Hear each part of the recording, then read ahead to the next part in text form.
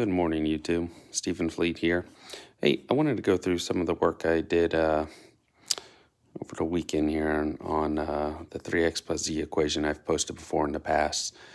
3x plus z, as you know, I've identified in previous videos, I basically rediscovered one of the Dirichlet series. And z in this case alternates between +1 and +2. And it's equal to 3 plus, and then in parentheses, -1, x plus 1 over 2.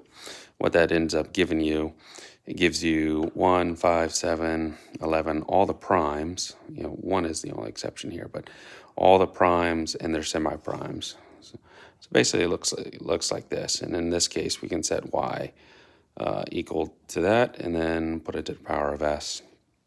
And as we go through this, it can also be to the power of -s. But so we'll set, so we say y is equal to this, so the sum of all these. And you see it's the primes, and it's also all the semi-primes.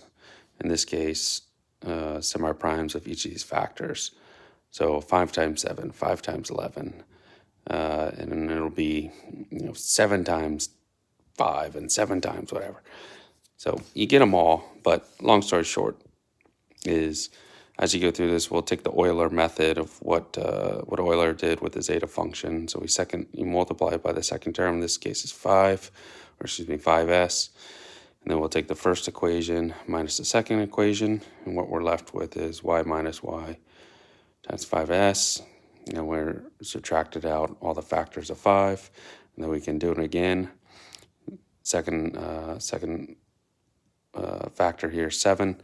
So again, equation 3 minus equation 4, so on. And then once we can simplify this down, we get essentially this form.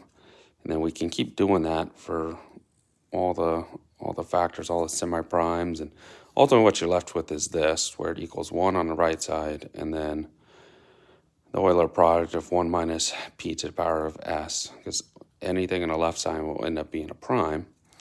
So you can reorganize it, and this here it's equals the same, equal to this, because this can come out once they're equal to identity here because of multiplication.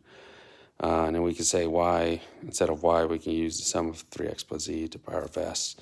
Now s, I could have used -s, so essentially same. But ultimately, what's interesting here is we know that if this was -s, if I chose -s instead, this is equal to the zeta function.